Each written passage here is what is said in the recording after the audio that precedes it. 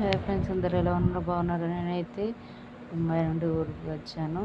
కొమరవెల్లి దర్శనం చేసుకోక చాలా రోజులు అవుతుంది. అందుకే కొమరవెల్లి దర్శనానికి వెళ్ళాలనుకున్నాను. కొమరవెల్లి కమ్మాను.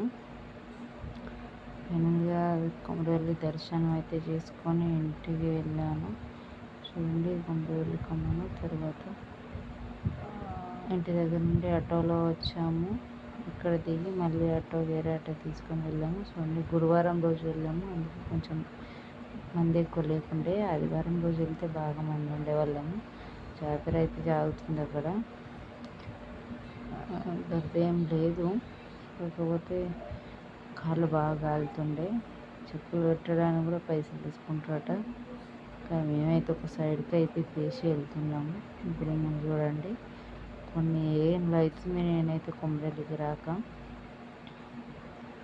ఇక్కడ చెప్పులు ఇప్పి లోపలికి వెళ్ళాము. లోపల మొబైల్ అలా లేదన్నారు. అయినా కానీ బ్యాగ్లో వేసుకొని వెళ్ళాము. కానీ ఆ లోపల వెళ్ళిన తర్వాత గంగారాయణ చెట్టు దగ్గర ఫోటోలు తీసుకున్నాం. కానీ అంత లోపలికి దేవుని దగ్గరనైతే ఫోటోలు అయితే తీసుకోలేము. 100 రూపాయలు 2 కొబ్బరికాయలు అంట. పూలు కూడా పూలు తీసుకోలేము.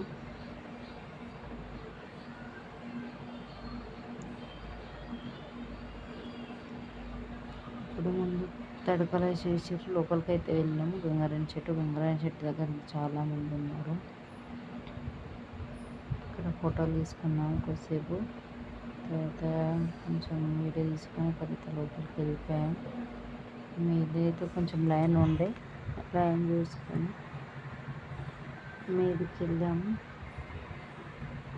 దేవుని దగ్గరనైతే దర్శనం దగ్గరికి వెళ్ళలేదు, కొంచెం దూరం ఉండే. కాకపోతే మంచిగా దర్శనం అయింది. మళ్ళీ కిందికి వచ్చేసాము. కిందికి వచ్చిన తర్వాత ఇక్కడ కొంచెం ఫోటోలు దిగిన తర్వాత జాతర జరుగుతుంది. మా వాడైతే బ్యాట్ కావాలి, కట్ట బ్యాట్ని బాగా వేసిండు. కొంచెం మనసులో అట్టనే వేయలేదు.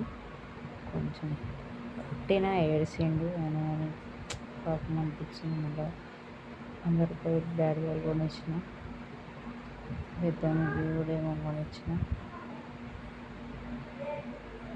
చూడండి, ఈ వ్యూస్ అయితే మస్తుగా ఆడుతుంది. రెండులా చాలా బాగుంది. కోతులు కూడా ఉన్నాయి అక్కడ.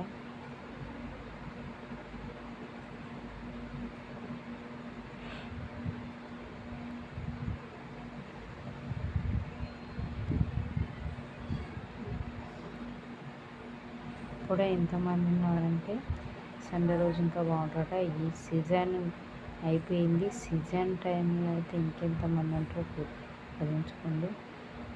ఉన్నారు మాకు అక్కడ చుట్టాలు కానీ ఉంటారు. ముందట వెళ్ళేటోళ్ళు మా చుట్టాలు. కొంతసేపు మాట్లాడిన వాళ్ళతో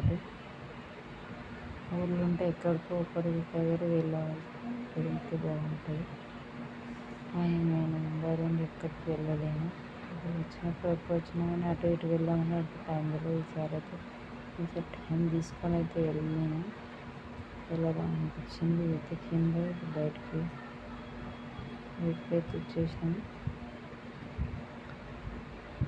తర్వాత కాళ్ళు కాలుతాను చెప్పులు పక్క పెట్టినాక చెప్పులు తీసుకొని మళ్ళీ జాతరకు సేపు తిరిగినాము. మా వాడైతే బాగా ఏడ్చిండు.